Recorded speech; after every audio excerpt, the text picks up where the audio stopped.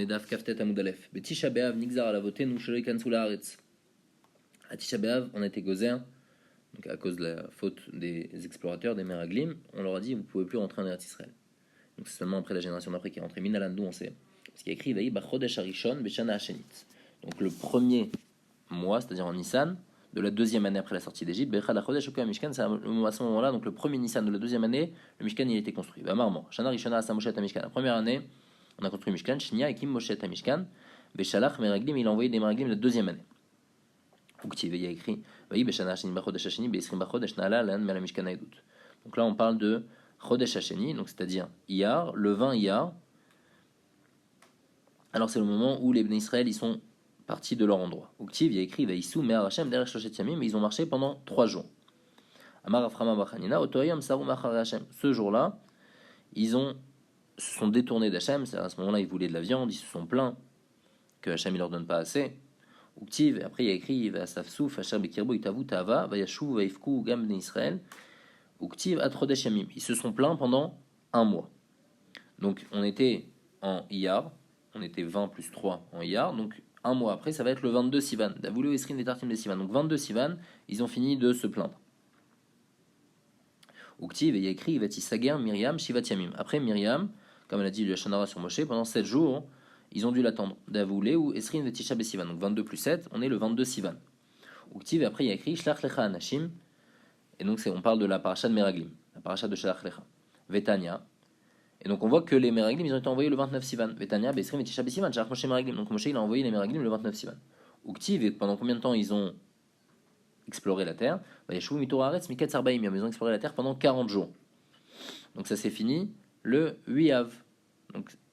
Donc c'est pour ça que le 8 Av, là on demande Aner Baim Chichad. Le problème c'est qu'il manque un jour, même si tu comptes, ça arrive pas jusqu'au 8 Av, ça arrive jusqu'au 7 Av.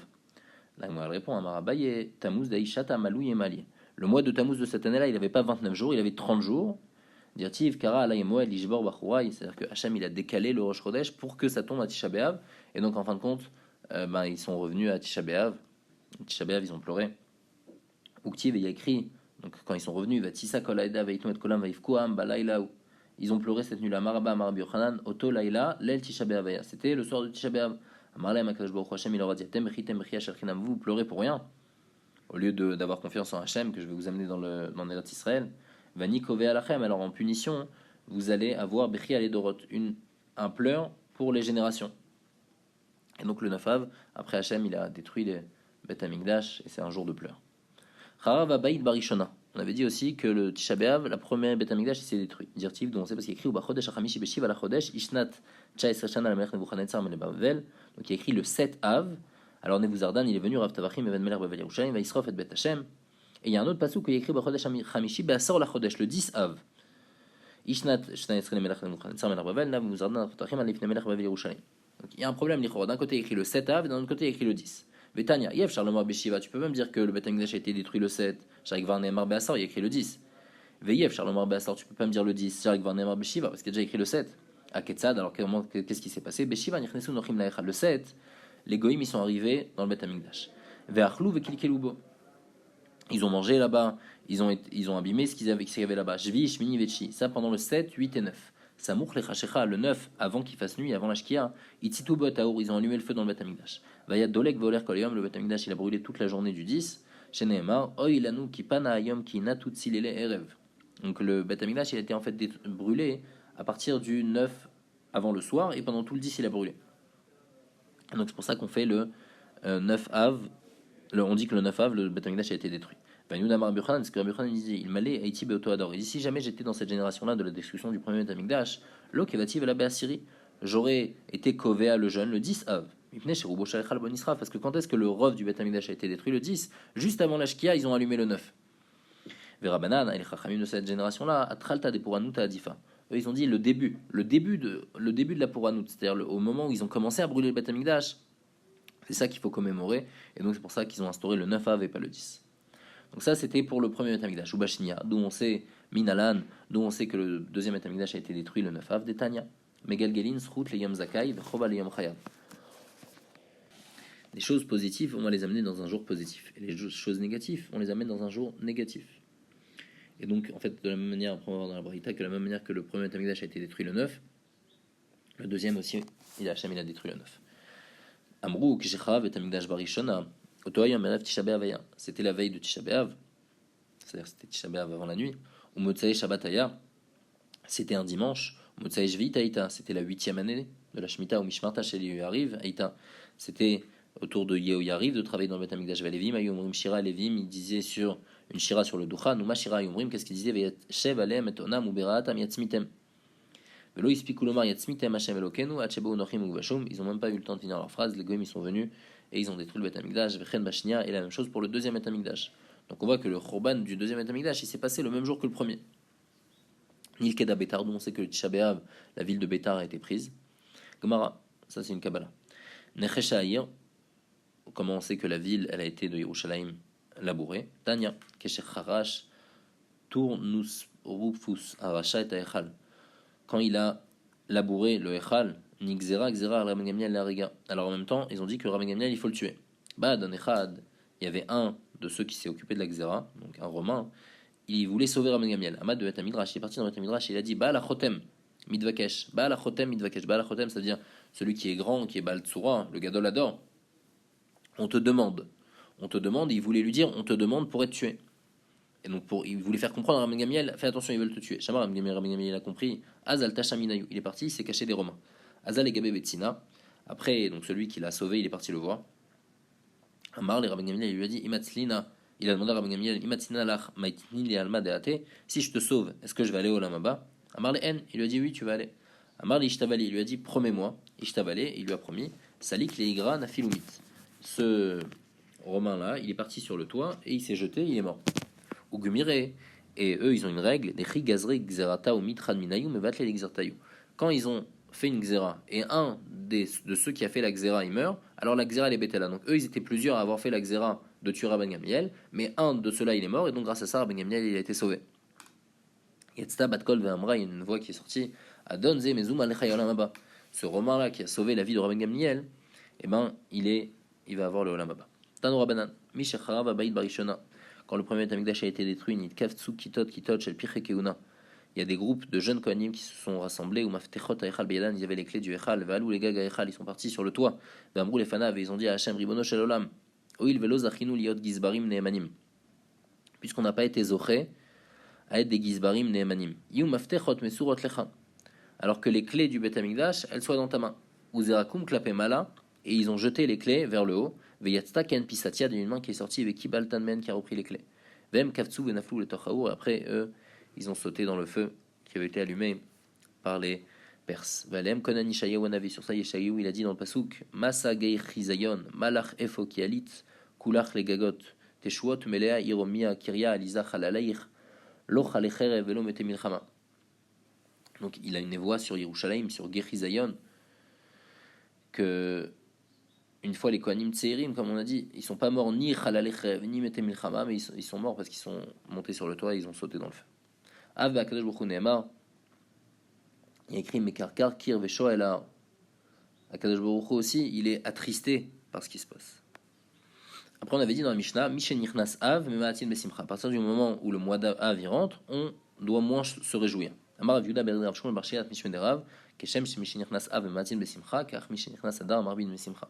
La même chose. Pour Adar, il faut rajouter de la simcha. Donc en Av, on enlève de la simcha, et en Adar, on rajoute de la simcha.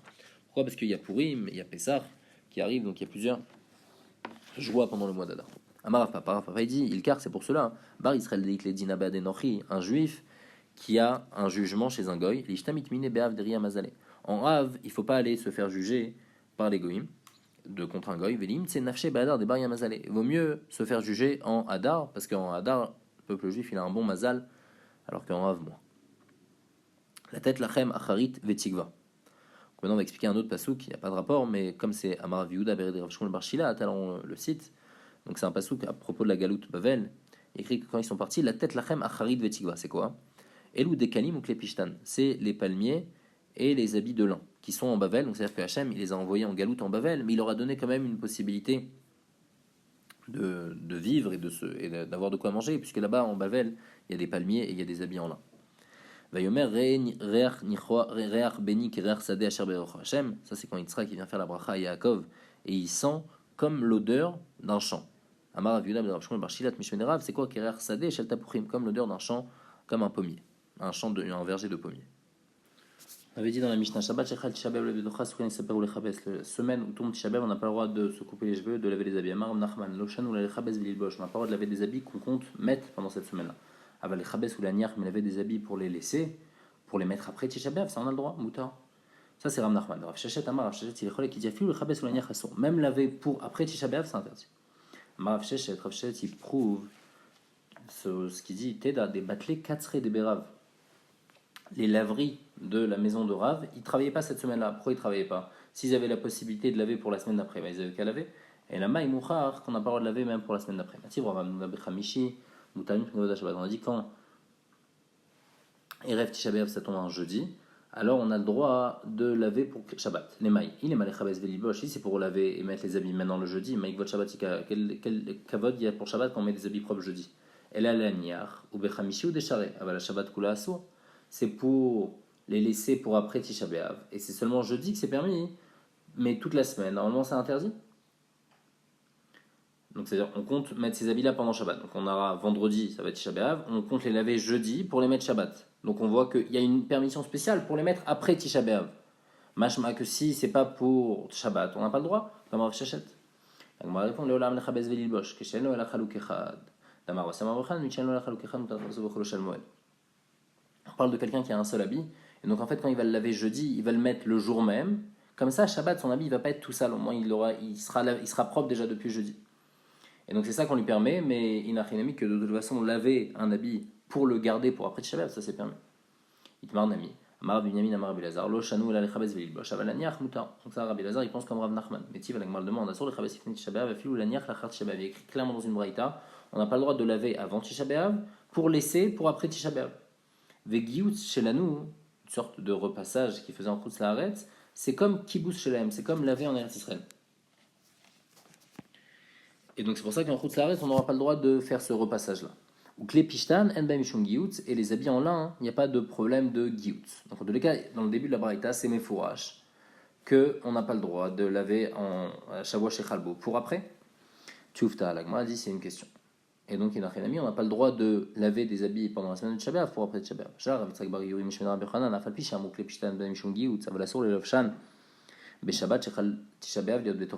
Bien qu'on a dit que les habits en lin, il n'y a pas de problème de giout, c'est-à-dire on a le droit de les repasser, et c'est pas comme si qu'on les lave, mais malgré tout, si on a des habits en lin repassés, on n'a pas le droit de les mettre pendant la semaine de Tisha B'Av. Ils sont considérés comme lavés, on n'a pas le droit de mettre des habits propres pendant la semaine de Tisha B'Av.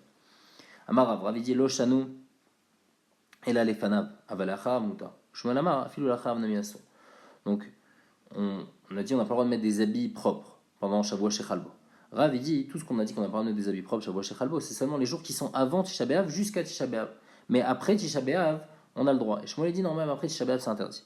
D'accord? Si par exemple Tisha B'Av ça tombe un mardi, donc mercredi, jeudi, vendredi, est-ce qu'on a le droit ou pas?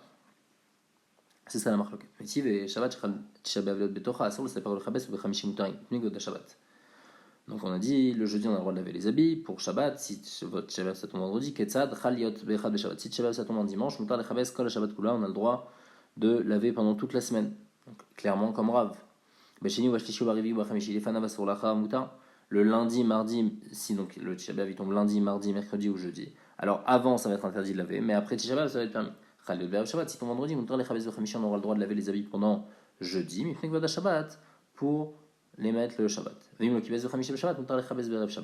Et s'il n'a pas lavé jeudi, il aura même le droit de laver vendredi, le jour de Tisha B'Av, il a mis le Chaoul Mal. Sur ça, Laït, à la Abaye me disait, celui qui faisait comme ça, qu'il n'en est pas sorti, il n'a pas lavé son habit jeudi, il va laver son habit pendant Tisha B'Av. Il n'était pas très pour ça. La suite de la Braïta, elle dit quoi? Chaliot Bashni ou Chamishi. Si Tisha B'Av tombe lundi ou jeudi, et donc normalement il y a une lecture de Torah. Korin Shlosha, donc il y a 3 personnes qui montent comme tous les lundis et jeudis, on va tirer Echad, et on va rajouter le troisième, il va faire la Haftar. Par contre, si ça tombe Shlishi ou Revi, si ça tombe mardi, mercredi, Koré Echad ou Maftir Echad. Il y a un qui va monter à la Torah, c'est-à-dire il y aura une seule personne qui va monter à la Torah, et il va faire la Haftar. Rabbi aussi, il dit, les Olam, Korin Shlosha, toujours il y a 3 personnes qui montent, donc même si ça tombe un mardi, Maftir Echad, et il y en a, le dernier fait la Haftar. Donc en tous les cas, dans le début de la Braïta, il écrit clairement que les jours qui suivent Tisha B'Av, on a le droit de laver des habits. Tu veux que tu as des Shmuel? C'est une question sur Shmuel. Malach Shmuel, Shmuel va te répondre. Tanaï, Bémet c'est Marloquet Tanaï. Des Tanya, une Braïta qui dit Tisha B'Av, Shecholek de Shabbat. Si Tisha B'Av ça tombe à un Shabbat, et donc le jeûne on le repousse à dimanche, Rêve Tisha B'Av, Shecholek de Shabbat, ou bien veille de Tisha B'Av qui tombe Shabbat. Ochel Veshote Kol Sorko, on a le droit pendant Shabbat de manger tout ce qu'il faut. Malé al Shulchan Afilou qui s'est Shlomo Veshalato, on a le droit de manger même comme le repas de Shlomo à son époque. C'est-à-dire, on a le droit de faire même un festin pendant Shabbat, bien que c'est le jour de Tisha B'Av, c'est la veille de Tisha B'Av. Sourd les saper ou les chabès, on n'a pas le droit de se couper les cheveux, on n'a pas le droit de laver les habits. Mais Rosh Chodesh Adatani, donc selon Rabbi Meir, on n'a pas le droit de laver déjà depuis Rosh Chodesh, on n'a pas le droit de laver les habits. Rabbi Yehuda Omer, Kol HaChodesh Kula Asur, Rabbi Yehuda lui pense tout le mois est interdit. Donc pas seulement depuis Rosh Chodesh jusqu'à Tisha B'Av, mais même après Tisha B'Av, pendant tout le mois de Av, on n'a pas le droit de laver les habits. Rabban Shimon Gamliel Omer, Rabban Shimon Gamliel lui il dit que Eno Asur est là auto Shabbat. Ce qui est interdit c'est seulement ce Shabbat là, seulement cette semaine de Tisha B'Av. Donc on voit que les filles Rabbi Meir, c'est assourd seulement les jours qui sont avant, les filles Rabbi Yehuda et Rabbi Shimon, c'est assourd même les jours qui sont après. Donc Shmuel il pense comme Rabbi Shimon Gamliel que les jours qui sont après ils sont interdits. Vetania Idar, Venoeg, Evel, Merosh Chodesh, Vadatani. Il y a une braïta qui dit que on doit se comporter en deuil depuis Rosh Chodesh jusqu'au Tanit. Sur Rabbi Meir, Rabbi Yehuda Omer Kol HaChodesh Kulu Asur, Rabbi Shimon Gamliel Omer Eno Asur, El HaOta Shabbat Bilvad. Il dit seulement cette semaine-là. Amar Rabbi Yochanan. Et sur ça, Rabbi Yochanan dit, Ushtoshtan Mikra Echad Darshu. Les trois, ils ont appris dans le même passage. Il y a écrit Veishavti Kol Mesosa Chaga Chacha Veshabata. Donc, il y a écrit Chaga, Chadasha, Veshabata. Man d'Amar Rosh Chodesh Adatani. Celui qui dit Rosh Chodesh jusqu'à Tanit, mais Chaga, il apprend du fait que Rosh Chodesh c'est appelé un Chag, donc à partir de Chag, à partir de Rosh Chodesh. Man d'Amar Kol Chodesh Kula Asur, il apprend de Chodcha, tout le mois il est interdit. Man d'Amar Kol Shabbat Kula Asur, Mishabata. Amarava, Rava, il dit que la halakha est comme Rabbi Gamliel. Amarava, la halakha est comme Rabbi Meir. Vitarvaï ou les Kula. C'est-à-dire quoi il dit que la halakha est comme Rashbag et comme Rabbi Meir, les deux par rapport à les Kula. Tzricha. La Gemara explique Desh, mais la halakha Rabbi Meir, Rava, Mina, film Rosh Chodesh. J'aurais pu penser quand même depuis Rosh Chodesh c'est interdit. Kamachaman que non, la halakha est Rabbi Gamliel. Que là, c'est seulement la semaine que c'est interdit. Vhmenan la halakha Rabbi Gamliel, Rava, Mina, film la Chab. J'aurais pensé que même après c'est interdit. Kamachaman la halakha Rabbi Meir. Donc en fait, ce que Rava veut nous dire, c'est d'ailleurs ce qu'on fait, que qu'est-ce qui est interdit, c'est depuis la semaine, donc comme Rabbi Gamliel, et pas après, donc pas depuis Rosh Chodesh, pas comme Rabbi Meir, c'est-à-dire seulement la semaine de Tisha B'Av, les jours qui précèdent avant Tisha B'Av dans la semaine, ils sont interdits, mais ou sinon les jours d'après qui suivent, ils sont permis, et depuis Rosh Chodesh aussi.